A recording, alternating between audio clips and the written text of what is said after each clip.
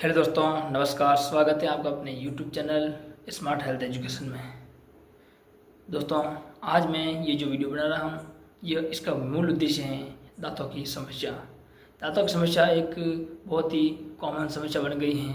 छोटे से लेकर बड़े व्यक्तियों तक किसी भी व्यक्ति में यह समस्या हो सकती है और हो रही है, क्योंकि आज का खान पान बहुत ही घटिया क्वालिटी का है कि जितने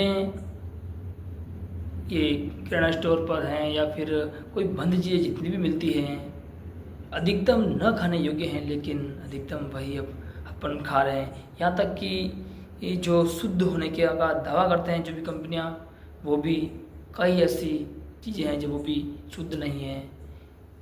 अब सब्जियाँ भी जो अपन प्राकृतिक दिखती हैं उसमें भी केमिकल हैं।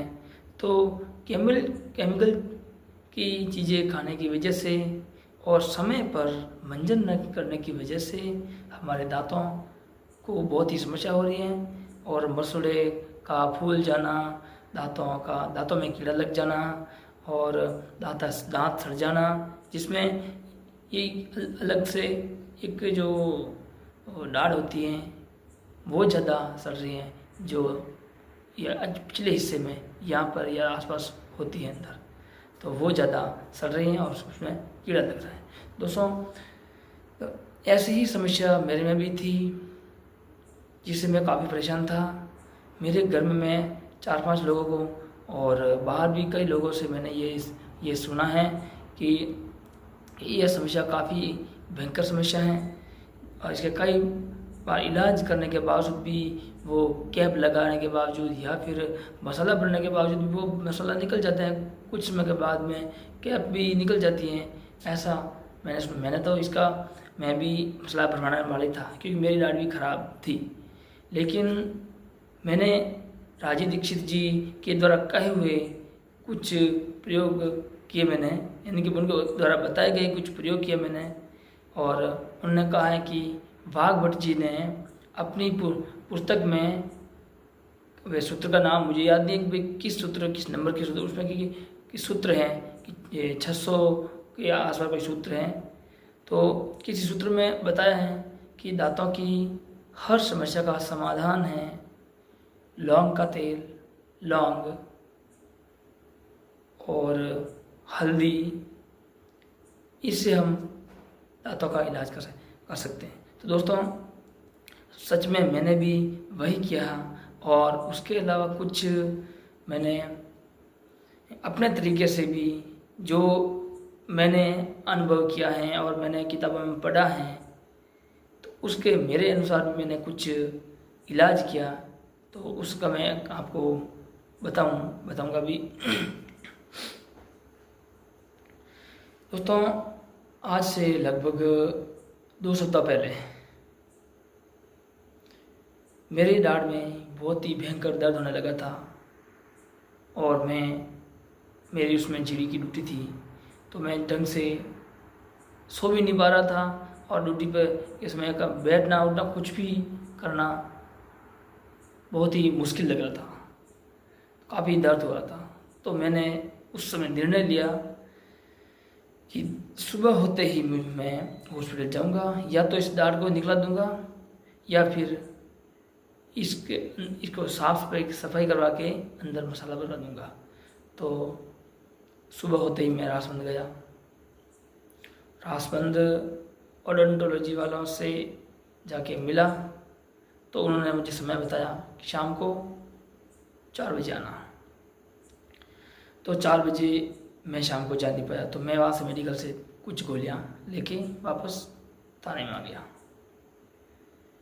और फिर कुछ समय के बाद में मैं घर गया और घर मम्मी से मैंने इसका इलाज पूछा, और मम्मी ने तो मुझे बताया कि दाढ़ मत निकलाना। तो मैं माना नहीं, मैंने बोला मैं निकलाऊंगा, दर्द बहुत हो रहा है, हिल भी रही है। तो पापा ने भी मना किया और मिसेज ने भी मना किया कि नहीं निकलानी है। तो फिर मैंने सोचा कि जो बड़े कह रहे हैं तो कुछ तो सही होगा, और मैं भी थोड़ा बहुत आयुर्वेद का नॉलेज रखता हूँ, तो और रुचि भी रखता हूँ, नॉलेजफुली चला होने लिए रुचि जरूर रखता हूँ मैं। तो मैंने सोचा राजू दीक्षित की कुछ बातें फॉलो कर दूँ और हो सकता है इलाज हो जाए। तो वापस मैंने राजू दीक्षित उस तो मुझे याद आ गया कि राजू दीक्षित जी ने अपने वीडियो में ये बताया था ये इलाज करना है। और कुछ अन्य वीडियो और भी देखे तो उसमें फिटकरी का भी इलाज बताया था। तो मैंने एक लॉजिक लगाया, जैसे कि एक पौधा, एक पेड़ है जिसके तने में कीड़ा लगा हुआ है, ऐसा मैंने खुद ने एक लॉजिक लगाया, ऐसा कहीं लिखा हुआ नहीं है। कीड़ा, उस पेड़ के तने में कीड़ा लगा हुआ है और उस तने को खोखला कर रहा है, तो फिर इसका क्या इलाज है? उस पेड़ को उखाड़ना इसका इलाज है या फिर कीड़ों को मारने के लिए कुछ स्प्रे करना, कुछ कीटनाशक स्प्रे करना इसका सही इलाज है? तो मेरा विचार ये था कि उस कीड़े को मारने के लिए कुछ स्प्रे किया जाए और उस पौधे को अच्छा पोषक तत्व दिया जाए, तो कुछ समय में यह कीड़ा मर भी सकता है और यह पौधा अपने ग्रोथ वापस रूटीन में जो अच्छी ग्रोथ वापस कर सकता है। वही तरीका मेरे दांतों पर भी अप्लाई किया। तो मैंने सोचा बार बार इस पेड़ को हिलाएंगे तो इसकी जड़ें कमजोर होंगी और वैसे सूख जाएगा। इसलिए उसी प्रकार मैं मेरे दाढ़ को मैं थोड़ा जीभ से भी हिलाने लगा।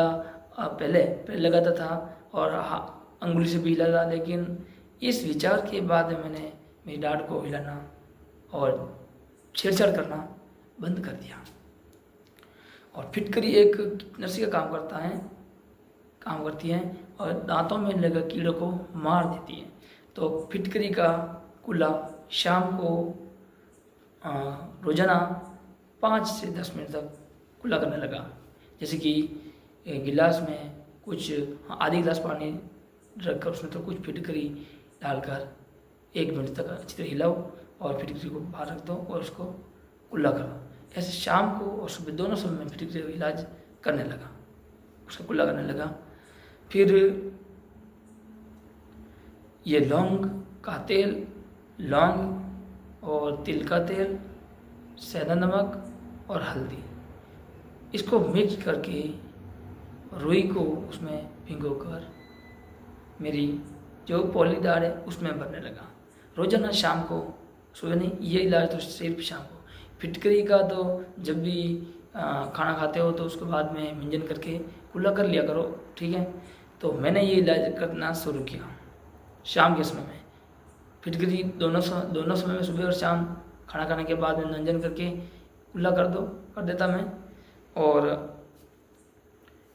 ये नुस्खा है जो ये सिर्फ शाम को सोते समय मंजन करके और दाढ़ में वो रुई का फा अंदर डाल देता।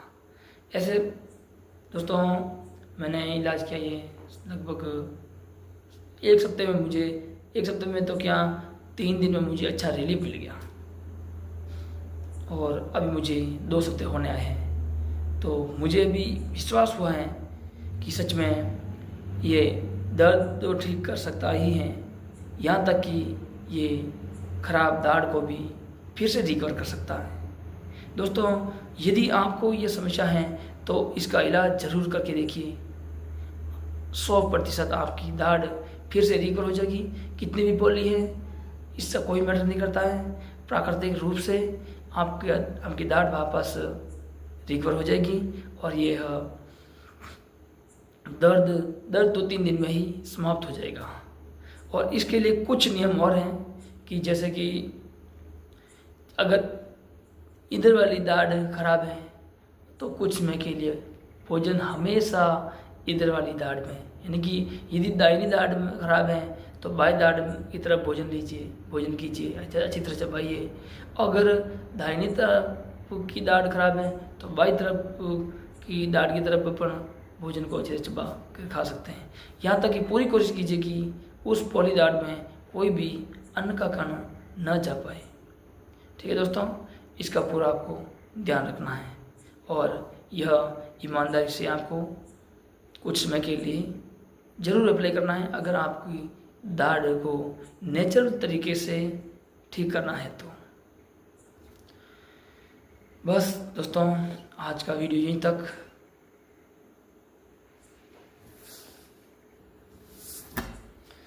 दोस्तों, एक बात कहना भूल गया था मैंने एक चीज़ और शुरू की थी। दांत रिकवर होगा कैल्शियम से, तो कैल्शियम की मात्रा ज़्यादा से ज़्यादा लेनी है। कैल्शियम की मात्रा कहाँ से आएगी कि शाम को आप सोते समय दूध में गेहूं के माप का चूना यानी कि एक गेहूं के दाने के जितना चूना दूध में मिलाकर आप पी सकते हैं।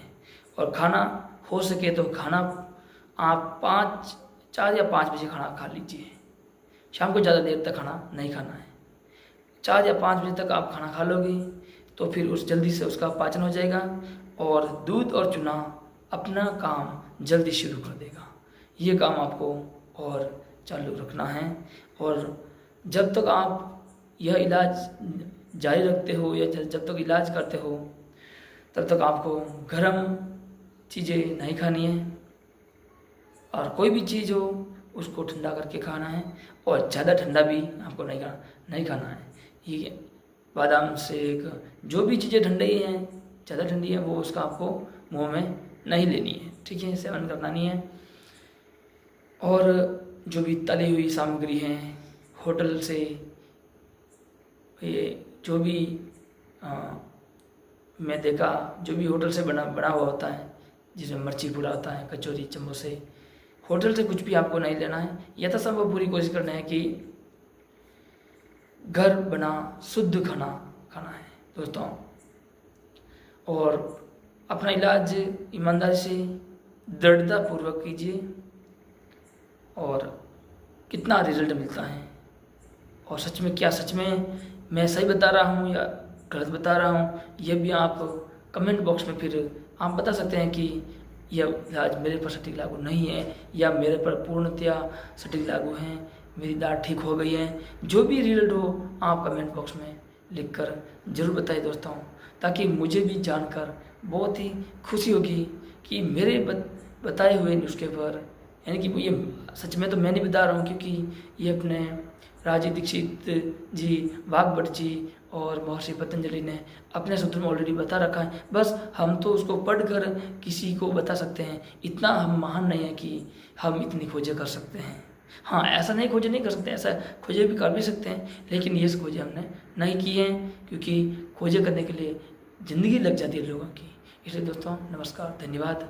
आप अपना इलाज कीजिए, अपना ख्याल कीजिए, दाता भाई नहीं, पूरी शरीर का ख्याल कीजिए। बहुत बहुत धन्यवाद। यदि आपको मेरे वीडियो अच्छा लगा हो तो वीडियो को सब्सक्राइब कीजिए और लाइक कीजिए और अपने मित्रों तक भी शेयर जरूर कीजिए, ताकि उनको भी इसका इलाज मिल सके।